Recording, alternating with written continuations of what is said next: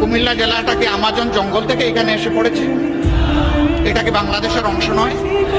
মহান স্বাধীনতা যুদ্ধে 24-এর যুদ্ধে কুমিল্লার কি কোনো ভূমিকা নেই? যদি কুমিল্লার ভূমিকা কুমিল্লা নামেই রাখার সুযোগ থাকে, আজকে কুমিল্লার নামে বিভাগ দিতে অসুবিধা কোথায়? কেন সেটা আটকে রেখেছিলেন? আমরা বর্তমান সরকারকে অনুরোধ করব, তার তো সবকিছুই রেডি আছে, আপনারা মেহেরবানি করে তাদের এই হক পাওনাটা কুমিল্লাবাসীকে দিয়ে দেন।